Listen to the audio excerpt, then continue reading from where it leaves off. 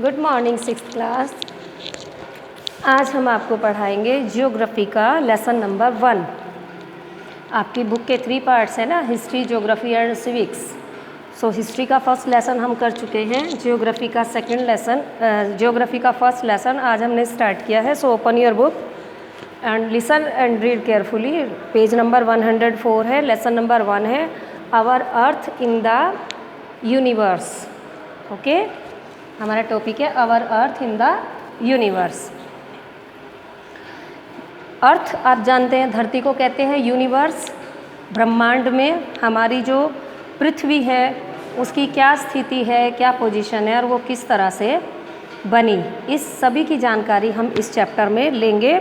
All the objects that we see in the sky are called the heavenly bodies और the celestial body. They include the stars, planets, satellites, comet, meteors and asteroids. Our own earth is also a part of system.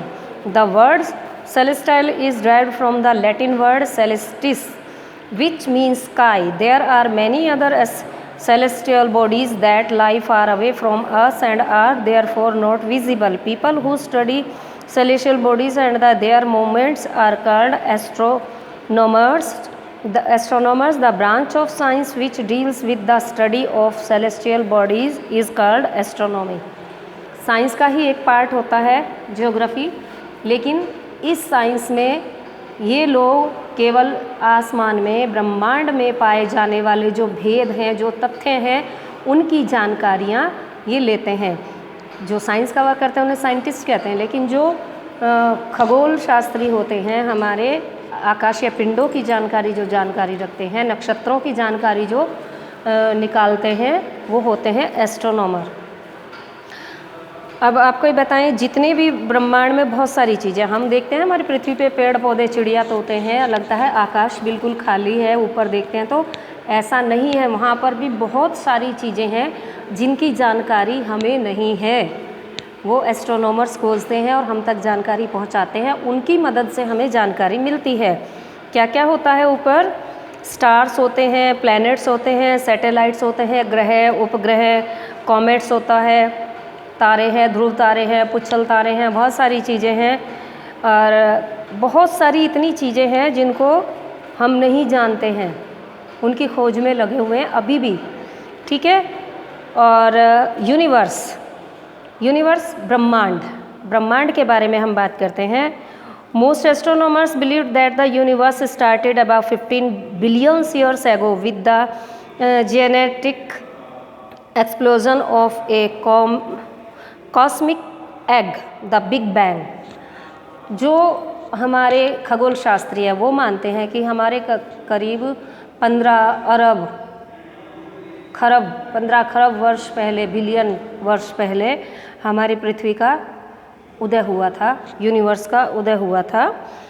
And इसका कारण वो मानते हैं एक big bang, एक बड़ा धमाका हुआ। ठीक है।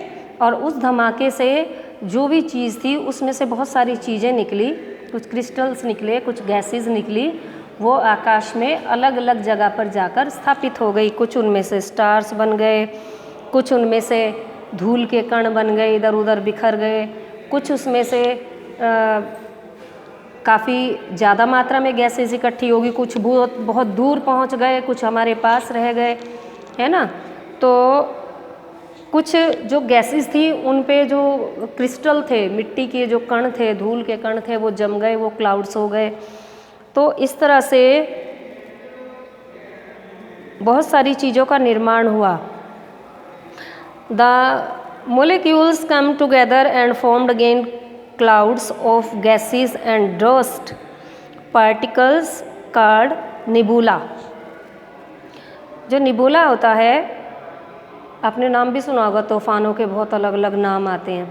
तो ऐसे ही निबुला है, निबुला में जो गैसेस है उन पे क्रिस्टल जमे और ये बहुत बड़ी मात्रा में, बहुत विशालकाय आकृति में इकट्ठे हो गए। इसकी एक अपना प्रोसेस होता है, अपनी एक स्पीड होती है, एक चमक होती है इसमें, और उन्हीं के चलते ही हमारी क्या बनी है, उसमें से स्टार्स वगैरह बन गए हैं। बहुत सारी हमारी बॉडीज़ तैयार हुई हैं आकाश में, जैसे सन है, स्टार्स हैं। और क्योंकि ये चमकते रहते हैं, जलती रहती हैं गैसें, तो ये हमें चमकीले दिखाई देते हैं। स्टार्स हैं जो बहुत दूर चले गए हैं वो क्या बन गए हैं, स्टार्स हो गए हैं। सन क्या है, ये भी एक स्टार है, लेकिन ये हमारी अर्थ के बहुत पास में है, इसलिए ये हमें बड़ा दिखाई देता है। वरना जितना हमारा सन है ना, इससे भी बड़े बड़े स्टार हैं आकाश में, लेकिन वो दूर होने की वजह से हमें छोटे दिखाई देते हैं। Galaxies, millions of star, gas and dust held together by the force of gravity form A Galaxy. अब गैलेक्सी क्या होती है, गैलेक्सी में बहुत सारे स्टार्स होते हैं, बहुत सारे छोटे छोटे स्टार्स होते हैं ऐसे, और बहुत सारी धूल होती है, बहुत सारे धूल के कण होते हैं, और बहुत सारी गैसें होती हैं, और ये मूवमेंट करते रहते हैं आकाश में। बहुत सारे तारों का समूह होता है, आकाश गंगा जिसको हम कहते हैं। ये आकाश में ग्रेविटी पावर के कारण, गुरुत्वाकर्षण शक्ति के कारण ये आकाश में दिखाई देती है, और आपस में ये जुड़े रहते हैं, स्टार्स, धूलकण और जितनी भी वो गैसेस जो घूमती रहती है ना आपस में, ग्रेविटी पावर के कारण ये जुड़े रहते हैं, और ये सब मिलकर ही एक गैलेक्सी बनाते हैं। The universe consist of millions of galaxies. ब्रह्मांड में बहुत सारी लाखों करोड़ों अरबों गैलेक्सीज हैं, बहुत सारी गैलेक्सीज हैं, एक ही गैलेक्सी नहीं है।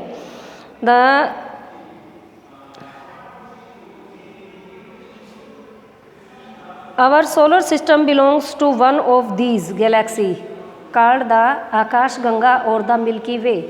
जो हमारा सोलर सिस्टम है, जो हमारा सौर मंडल का जो सिस्टम है, सूर्य है, 9 ग्रह हैं, उनके चारों तरफ चक्कर लगाते हैं, उपग्रह है जो उनके चारों तरफ चक्कर लगाते हैं, ये एक अलग गैलेक्सी है जिसे हम आकाश गंगा कहते हैं। हम किस में रहते हैं, मिल्की वे। जिस गैलेक्सी में हम सब लोग रहते हैं वो है Akash Ganga. This galaxy is name so because it is like a white band. ये बिल्कुल वाइट कलर का दिखाई देती है गैलेक्सी, इसलिए इसको मिल्की वे भी कहा जाता है। It consist of millions of stars, the sun is one such star. सूर्य जैसे मिलियन स्टार्स हैं इसमें, सूर्य को इंक्लूड करके हमारे, और सूर्य जैसे ही बिलियंस स्टार्स को इंक्लूड करके ये गैलेक्सी बनी है। Stars and the constellations. Stars are huge burning balls of hot gases which glow and shine in space. They are self-luminous. They appear as teeny specks in the sky as they are far away from us.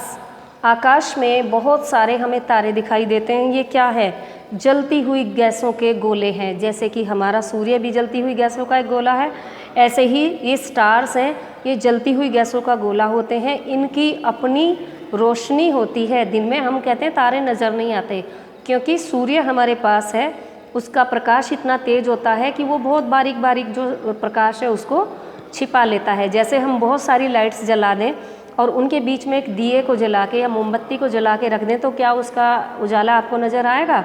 नहीं नज़र आएगा, क्योंकि उससे ज़्यादा रोशनी हम bulb वगैरह से कर रहे हैं। लेकिन अगर हम सारे बल्ब बंद कर दें, केवल वो दिया या मोमबत्ती आपकी जली रहे, तो आपको उसका प्रकाश दिखाई देगा।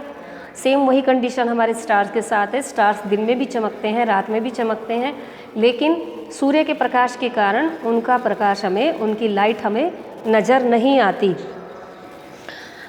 Stars appears to twinkle. This happens because light from the star has no pass through different layers of the atmosphere with varying densities. हमें लगता है कि तारे ऐसे ऐसे झिलमिल झिलमिल कर रहे हैं। क्यों? वो इसलिए दिखाई देता है कि वो बहुत ज़्यादा पास पास हैं, बहुत दूर हैं, और एटमॉस्फेयर में से उनकी लाइट क्रॉस नहीं हो पाती है, और वो लाइट वहीं पर हमें हिलती हुई नज़र आती है, तो लगता है तारे जगमगा रहे हैं। All stars except the pole star appear to move from east to west due to the rotation of the earth on its own axis from west to east. Pole star एक चमकीला तारा दिखाई देता है जिसको हम पोल स्टार कहते हैं, और ये कैसे मूव करता है, हमें चलता हुआ नज़र आता है ईस्ट टू वेस्ट, पूरब से पश्चिम की तरफ। ये किसके कारण? क्योंकि हमारी पृथ्वी घूम रही है, गति कर रही है। पृथ्वी की गति के कारण पृथ्वी अपनी एक्सिस पे घूम रही है ना, तो स्टार जो जहाँ है वो वही है, लेकिन पृथ्वी जो हमारी घूम रही है, मूवमेंट कर रही है, उसकी वजह से लगता है कि तारा हमारा मूवमेंट कर रहा है। If you look at night sky closely you can see cluster of stars अगर आप पास से देखेंगे, स्टार्स को देखने की कोशिश करेंगे तो वहाँ पर क्लस्टर, तारों का समूह है, अनंत तारे हैं, अनगिनत तारे हैं। This group of stars are called constellations. Astronomers have joined the stars in a constellation by imaginary lines giving them different shapes. आपकी बुक में एक पिक्चर दिखा रखी है, सभी स्टार्स को उन्होंने एक काल्पनिक रेखा से, काल्पनिक लाइन से जोड़ा हुआ है एक दूसरे के साथ, ठीक है। One of the constellations is the Ursa Major of the great bear which can be easily recognised in the northern sky. इनकी स्टार्स की एक अलग अलग शेप बनी हुई है, कोई बियर की शेप में है, कोई बो की शेप में है, कोई गर्ल की शेप में है, और इनको ही हम राशियाँ कहते हैं, नक्षत्र कहते हैं ना, राशि, वो उन्हीं ही शेप में दिखाई देती हैं। The brighter star in the sky is the pole star. जो सबसे चमकीला तारा है आकाश में उसको हम पोल स्टार कहते हैं। और the north star, north means 4 दिशाएं हैं हमारी, east, west, north and south, तो नॉर्थ हुआ हमारा उत्तर। It appears to remain in the same position in the sky and all other stars and constellations seem to revolve around it. The North Star is almost directly above the North Pole. People in the ancient times used to determine the north direction during the night with the help of the North Star. Ursa Minor, Orion, Canis Major and the Hydra are some other well-known constellations. पहले समय में जो pole star होता था, सुबह का तारा जिसको हम कहते थे, उसको देखकर ही लोग दिशा का अनुमान लगा लेते थे। जब पोल स्टार निकलता था रात के समय में, सुबह अंधेरे अंधेरे में दिखाई देता है ना वो, तो उस पोल स्टार के द्वारा, उस चमकीले तारे के द्वारा वो आइडिया लगा लेते थे, क्योंकि वो उत्तर दिशा में निकलता है कि ये हमारी उत्तर दिशा है। जब हमें एक डायरेक्शन का पता लग जाता है तो बाकी डायरेक्शंस का हम अपने आप पता लगा लेते हैं। आज हम ये चैप्टर यहीं तक करेंगे। इसका आगे का पार्ट आपको नेक्स्ट वीडियो में समझाया जाएगा और इसके क्वेश्चन आंसर मैं आपको बनाकर सेंड कर दूंगी व्हाट्सएप नंबर पे। कोई प्रॉब्लम हो तो आप मुझसे कंसल्ट कर सकते हैं। Thank you.